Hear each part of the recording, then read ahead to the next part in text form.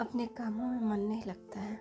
Daily काम करना चाहते हो, फिर भी मन भटक जाता है। बहुत अच्छे से प्लान करते हो, आज ऐसे पढ़ूं, आज वैसे पढ़ूंगी।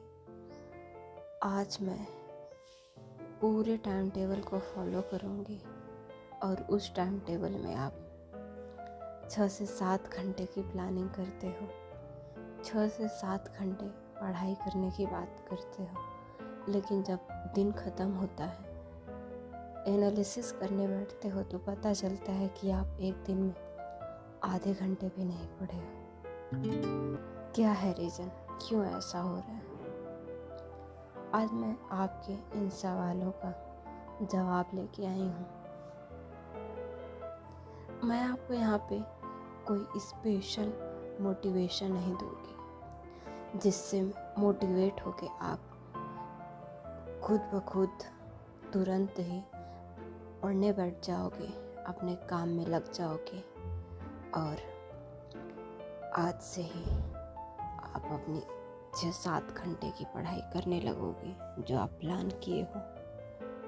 बल्कि मैं आपको कुछ ऐसी बातें बताऊंगी जिसको सुन के हो सके तो मुझे पूरी उम्मीद है कि आप ज़रूर बदल जाओगे, अपने आप में ज़रूर बदलाव लाओगे, अपने कार्य को ज़रूर करोगे। क्या होता है कि जब भी हम सोचते हैं कुछ बड़ा करने के लिए, तो हमें लगता है कि अगर हम कुछ अच्छा सा प्लान कर देंगे, कुछ परफेक्ट प्लानिंग कर देंगे तो हमारा बड़ा काम पूरा हो जाएगा। लेकिन क्या होता है कि जब हम परफेक्ट प्लानिंग करते हैं तो बीच में अगर छोटी सी भी गड़बड़ी आती है कि तब हम थोड़ी सी भी चूक को एक्सेप्ट नहीं करना चाहते हैं, थोड़ा सा भी भटकना नहीं चाहते हैं, उस रास्ते में किसी और मोड़ पे नहीं जाना चाहते हैं। बस सोचते हैं जो परफेक्ट प्लानिंग है उसी के हिसाब से बिल्कुल सीधे रास्ते में चल दें। लेकिन कोई भी रास्ता बिल्कुल सीधा नहीं होता है। ट्रेन भी जाती है तो उसको जंगलों से होकर गुजरना पड़ता है, नदियों के ऊंचे पुलों पर से होकर जाना पड़ता है, पहाड़ों के बीच सुरंगों के अंदर से जाना पड़ता है, या फिर पहाड़ों को काटकर रास्ता बनाना पड़ता है। हर किसी का अलग अलग रास्ता होता है। इसी प्रकार से अगर आप किसी रास्ते पे चलना चाहते हैं तो आपके भी जीवन में, आपके भी रास्ते में कई सारे मोड़ आएंगे और आपको उन मोड़ों का सिलेक्शन बड़े ही सावधानी से सोच समझकर, सोच विचार कर करना होगा। और परफेक्ट प्लानिंग हम तभी करते हैं जब हम जानते हैं कि हम कॉन्फिडेंट हैं, हमारे में एबिलिटी है, हम योग्य हैं और कहीं ना कहीं इससे पहले कुछ ना कुछ अच्छा हासिल किए होते हैं। क्लास के टॉपर रहते हैं, या फिर गेम्स में टॉपर होते हैं, या फिर डांसिंग में टॉपर होते हैं, या फिर सिंगिंग में, या फिर स्टेज का फियर नहीं होता।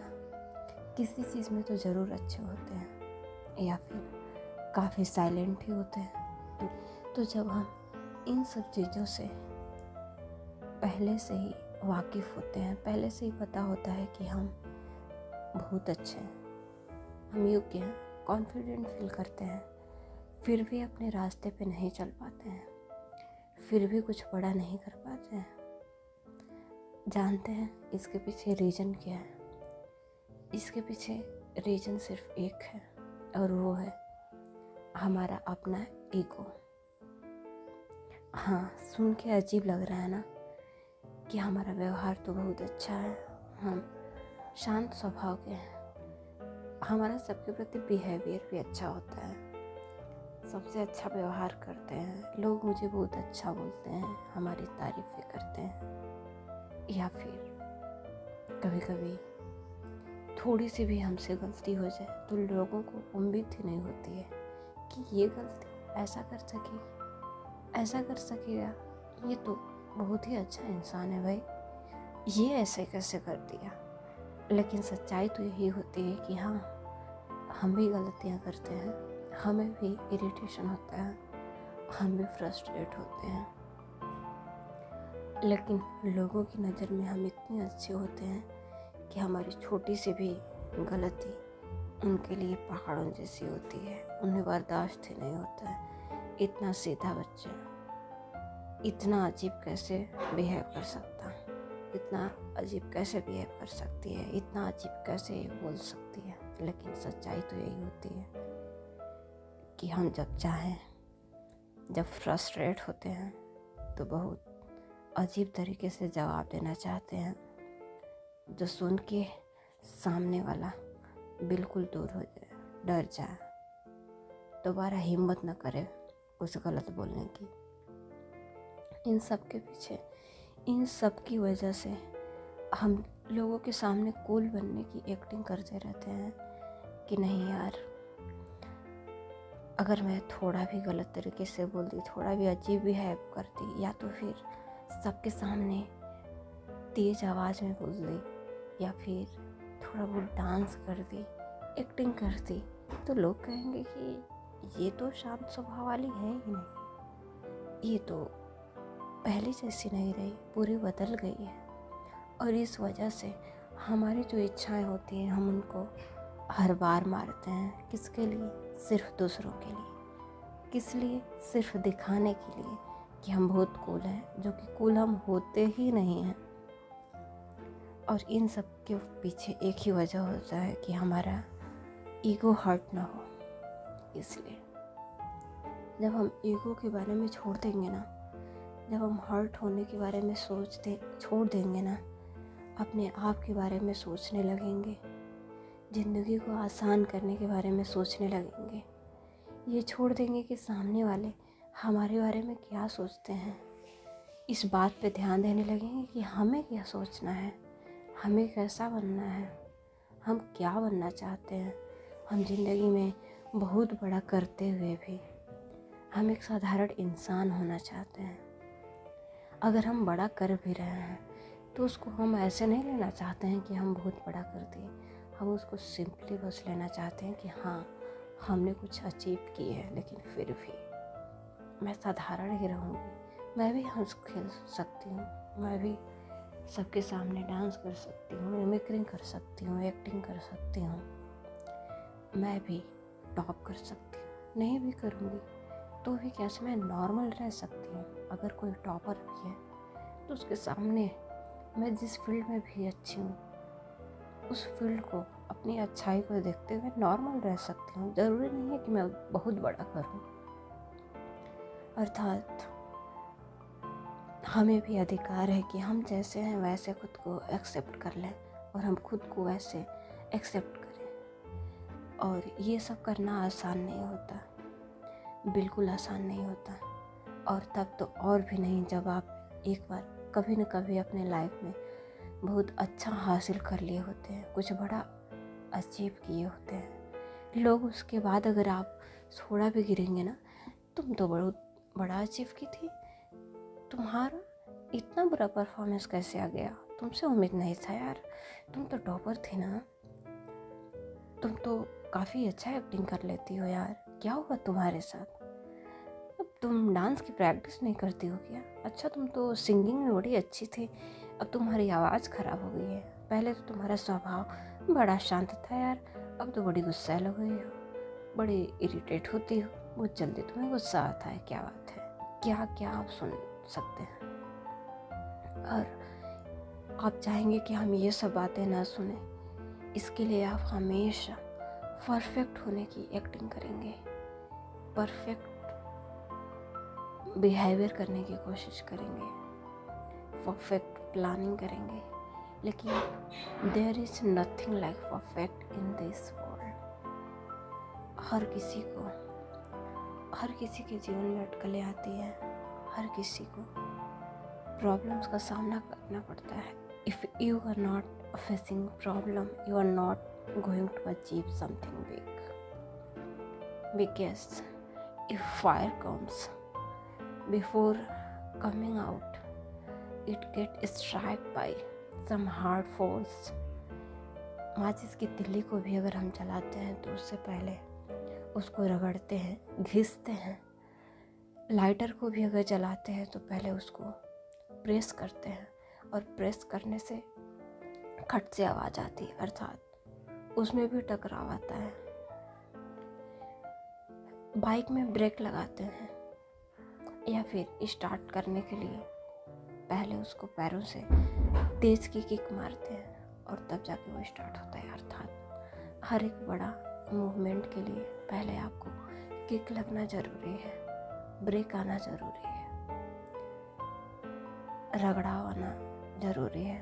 इसलिए डोंट थिंक कि you will achieve something big without getting distractions, without getting problems in your life. So finally I would like to say, if any challenges is coming in your life, take it easily, accept it. और सोच लो ये कुछ problems आ रहे हैं तो ज़रूर इनके बाद कुछ अच्छा भी आएगा. और यही सोच के आप उस प्रॉब्लम को देखो क्या है, ऑब्जर्व करो, उसे फेस करो, बल्कि उसका वेलकम करो और उसको अच्छे से जियो, उस प्रॉब्लम को भी जियो. उसी प्रॉब्लम में सल्यूशन देखो. हो सकता है वो तुम्हारी हैबिट चेंज कर दे, बहुत सारी हैबिट चेंज कर दे. सुबह में जगने की नहीं सोचो, बस इतना सोचो कि सुबह में जग जाऊँ, जब भी जगूँ, जो भी हमारा काम हो उसको करो. ज़रूरी नहीं कि हम अपने ही काम को करें. अगर आपको अपने फैमिली में ही कुछ काम करना पड़ता है, हेल्प करना पड़ता है, हाथ बटाने पड़ते हैं, उसे ही पहले करो. हो सकता है उसको करने से आपकी कोई हैबिट बन जाए, और अगर हैबिट बन जाए उस टाइम को अगर यूटिलाइज कर पाते हो सकता है आप उस काम को करने के बाद आपको रियलाइज़ हो कि यार मैंने इस काम को तो कर दी, लेकिन अपने काम को तो मैं की ही नहीं. हो सकता है उसके बाद आपको अपना काम करने का मन करे. Even if you will be tired, you will think to go to work your own work which will lead you to your life. इसलिए जो भी